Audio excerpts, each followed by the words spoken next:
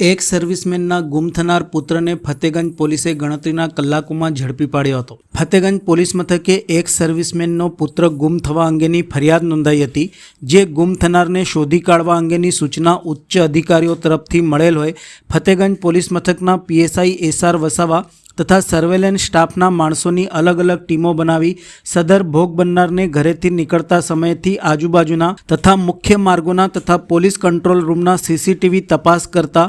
ગુમ થનાર બાળક છેલ્લે છાયાપુરી રેલવે સ્ટેશન તરફ બપોરના સમયે ચાલતો જતા જણાયેલ હતો, જે આધારે છાયાપુરી રેલવે સ્ટેશન ખાતે તપાસ કરતા મળી આવેલ નહીં, જેથી છાયાપુરી રેલવે સ્ટેશનથી પ્રથમ ટ્રેન ગોરખપુરથી ઓખા તરફ જતી આવેલ હોય, જેથી અત્રેના પોલીસ સ્ટેશન ખાતેથી અમદાવાદ પોલીસ સ્ટેશન ખાતે મોકલી આપતા ગુમ થનાર નહીં મળી આવતા ટ્રેન છેલ્લે દ્વારકા ખાતે જતી હોય, જેથી દ્વારકા રેલવે સ્ટેશન ખાતે જઈ ત્યાંના સીસીટીવી ફૂટેજ તપાસતા ગુમ થયેલ બાળક રેલવે સ્ટેશન ખાતે તેમજ આજુબાજુના વિસ્તારમાં અવારનવાર દેખાઈ આવતા દ્વારકા પોલીસની મદદ મળતા સ્ટાફના માણસોને સાથે રાખી ત્યાં આજુબાજુ તથા રેલવે સ્ટેશન ખાતે તપાસ કરતા ગુમ થનાર બાળક છેલ્લે નાગેશ્વર રોડ રેલવે ફાટક દ્વારકા પાસે જણાઈ આવ્યો હતા, જેને લઈને ફરિયાદીને સાથે રાખી સદર જગ્યાએ તપાસ કરતા ગુમ થનાર કિશોર મળી આવેલ. આમ ફતેગંજ પોસ્ટની ટીમ દ્વારા સતત 72 કલાકની જહેમત બાદ કિશોરને મેળવી ફતેગંજ પોલીસ સ્ટેશન મુકામે પરત લાવીને ગુમ થનારને પોતાના પરિવાર સાથે સહી સલામત મિલાપ કરાવ્યો હતો. તારીખ 24/10/25ના રોજ ફતેગંજ પોલીસ સ્ટેશન વિસ્તારમાં એક બાળક નામે અનમોલ રાજેશભાઈ પાઠક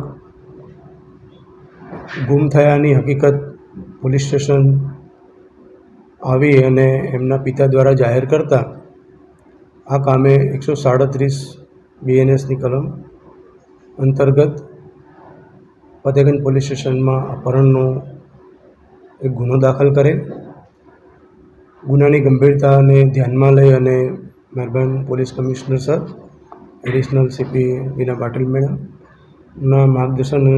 સૂચના મુજબ મારી ટીમ, જેમાં ફતેગંજના ઇન્ચાર્જ પીઆઈ મિયાત્રા અને એમની સાથે પોલીસ સબ ઇન્સ્પેક્ટર વસાવા અને બીજા 4 કર્મચારીઓ દ્વારા આને શોધી કાઢવા માટે પ્રયત્નો શરૂ કરવામાં આવેલા. જેવી જાહેરાત થઈ છે એની સાથે જ 24 અને 25 તારીખ 24 તારીખ રાત્રે લગભગ 2 વાગ્યા સુધી અને 25મીએ સવારે અગેન ફતેગંજ પોલીસ સ્ટેશન અને એની આજુબાજુના વિસ્તારના સીસીટીવી ફૂટેજ ચેક કરવામાં આવેલ. એ સીસીટીવી ફૂટેજ જે છે ચેક કરતાં બાળક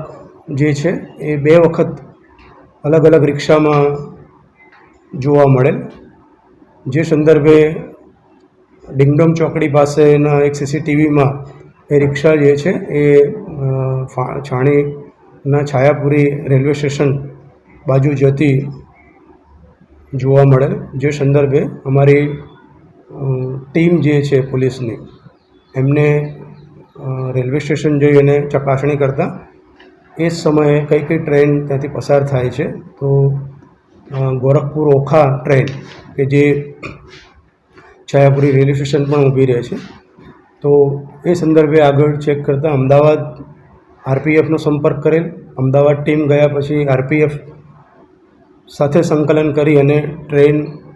દ્વારકા જ્યાં પહોંચ્યું ત્યાંથી ત્યાંના આરપીએફ સાથે સંકલન કરી અને સીસીટીવીમાં એવી હકીકત જણાયેલ કે બાળક દ્વારકા મુકામે પહોંચેલ છે, જેને ધ્યાને રાખી અને અમારા 2 પોલીસ કોન્સ્ટેબલ નામે મુકેશ દેસાઈ અને મિલન જોશી બંનેને અમે અહીંથી તાત્કાલિક રવાના કરી. લોકલ દ્વારકા પોલીસનો પણ અમને આ બાબતે સારો સહયોગ મળેલો અને 26 તારીખ સમગ્ર દિવસ દરમિયાન સમગ્ર દ્વારકામાં બાળકને શોધવા માટેના પ્રયત્નો થયેલા અને એ પ્રયત્ન અંતર્ગત અમને 27મીને સવારે 9 વાગે એ અનમોલ જે છે એ અમને મળી આવેલ અને એને અહીંયા અમારી ટીમ પરત લાવીને એના પિતાને સહી સલામત. બાળક જે છે એ 14 વર્ષનો છે અને કેન્દ્રીય વિદ્યાલયમાં અભ્યાસ કરે છે. એના પરિવારમાં એને કોઈ ઠપકો આપ્યો તો એને માઠું લાગ્યા પછી એ પોતાનું ઘર છોડી અને જતો રહ્યો હતો. અમારા માટે ચેલેન્જિંગ એ પણ હતું કે એની પાસે કોઈ મોબાઈલ પણ ન હતો, પરંતુ હ્યુમન ઇન્ટેલિજન્સ અને સીસીટીવી કેમેરાના મારફતથી સતત 72 કલાક સુધી અમારા ફતેગંજના પોલીસના ડિસ્ટાફના જવાનોએ મહેનત કરી અને બાળકને